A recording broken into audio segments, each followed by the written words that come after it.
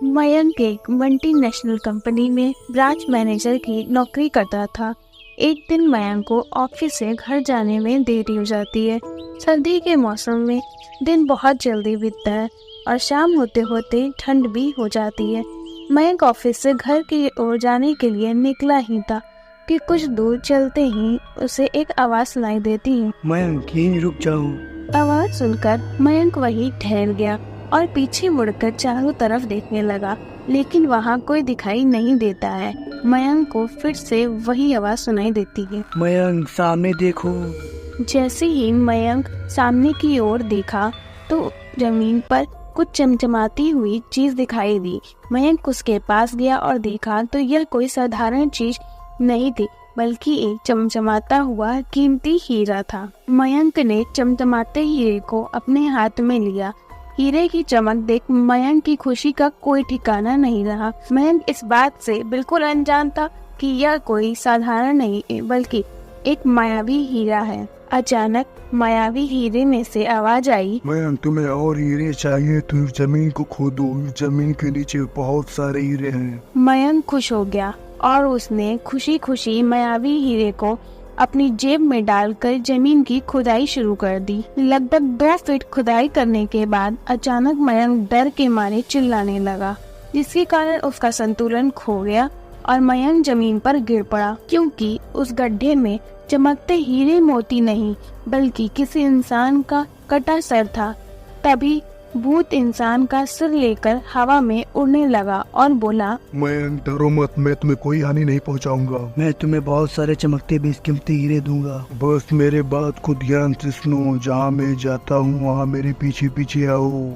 जिसके बाद सिर कटा भूत हवा में उड़ा और जंगल की ओर बढ़ने लगा। लगभग 1 किलोमीटर चलने के बाद सिर कटा भूत रुक गया और साथ में मयंक भी रुक गया। इंसान का कटा सर मयंक से बोलता है, मयंक इस जमीन के नीचे बहुत सारे बेशकीमती हीरे जेवरात छुपे हुए हैं। ये सुन मयंक वहाँ पर खुदाई करने लगा। खुदाई करने के बाद उस देख मयंक और भी ज्यादा डर गया, क्योंकि वहाँ हीरे नहीं बल्कि सिर का कटा हुआ धड़ मिला। इंसान का कटा सिर कहता है, मयंक तुमको अब एक अंतिम काम करना है, जिसके बाद मैं तुमको बेशकीमती हीरो से मालामाल कर दूंगा। अब तुमको कहीं से भी 1 लोटा खून लाना है। मयंक ने कहा, 1 लोटा खून? पर मैं 1 लोटा खून कहाँ से लाऊंगा? इंसान का कटा सिर बोला, चलो मेरे साथ। वो डरावना चेहरा मयंक को साथ लेकर थोड़ी दूर गया, जहाँ उसे एक इंसान को जाते हुए दिखाई देता है। सिर कटा भूत बोला कि इस इंसान की हत्या कर 1 लोटा खून ले आओ। मयंक डर गया और बोला, नहीं नहीं, यह मुझसे नहीं होगा, मैं किसी की हत्या नहीं कर सकता। सिर कटा भूत बोला कि मयंक यदि तुम मेरा कहा नहीं मानोगे तो मैं तुम्हारी जिंदगी बर्बाद कर दूंगा। मयंक हाथ जोड़कर उस कटे सिर से कहता है कि मुझे माफ कर दो, मैं अगर किसी की हत्या करूंगा तो पुलिस मुझे सजा देगी और मेरी पूरी जिंदगी काल कोठरी में बीतेगी। कटा सिर अपनी शक्तियों से एक छुरी और लोटा प्रकट करता है। सिर कटा भूत गुस्से में बोला, यदि तुम मेरा कहा नहीं मानोगे तो मैं तुम्हारे साथ साथ तुम्हारे परिवार की भी हत्या कर दूंगा। मौत के डर से मयंक उस व्यक्ति की हत्या करके लोटा खून से भर कर ले आता है और इंसान के कटे हुए सिर के पास रख देता है, जिसको देखकर वो भूत बहुत खुश हुआ। इंसान का कटा सिर बोला, मयंक यह खून का लोटा मेरे धड़ पे डाल दो। उस सिर कटे भूत के कहे अनुसार मयंक ने खून से भरा लोटा उसके धड़ पर डाल देता है, जिसके पश्चात कटा हुआ धड़ और सिर जुड़ जाते हैं, जिसको देखकर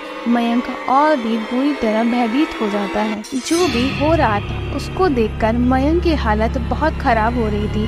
भूत को जिंदा होता देख मयंक भयभीत हो गया था। भूत जिंदा होकर जोर जोर से हंसने लगा और भयंकर आवाज में जोर से बोला, मूर्ख इंसान, तूने मुझे जिंदा करके बहुत बड़ी गलती कर दी। अब मैं बहुत भूखा हूँ, तुम्हारे मांस को खाकर मैं अपनी भूख शांत करूंगा। हा हा हा। अब पूरे शहर का सर्वनाश होगा, यहाँ के मैं एक इंसान को खत्म कर दूंगा। बुरी तरह से भयभीत मयंक के मुंह से आवाज भी नहीं निकल पाई थी, जिसके बाद मयंक वहाँ से तेजी से भागता है, लेकिन भूत ने छलांग लगाकर मयंक को गिरा दिया और बोला, भागता कहाँ है? अब मैं तेरा मांस खाकर अपनी भूख शांत करूंगा। वह भूत जैसे ही मयंक को खाने लगता है तुरंत भूत का सिर उसके धड़ से अलग हो जाता। मयंक कुछ समझ पाता उससे पहले ही मयंक को एक अघोरी बाबा दिखाई दी। अघोरी बाबा ने कहा, बालक चिंतित मत हो, अब तुम उस सिर कटे भूत से सुरक्षित हो। जब तुम खून से भरा लौटा लेकर जा रहे थे, मैं तभी समझ गया था कि जरूर कुछ अनहोनी होने वाली है और मैं तुम्हारे पीछे पीछे आ गया। मैंने अपनी मंत्र शक्ति से उस सिर कटे भूत को मार दिया है। अब तुम निश्चिंत होकर अपने घर जाओ। आज भी मयंक को जब रात का खौफनाक मंजर याद आता है तो मयंक बहुत बुरी तरह से डर जाता है।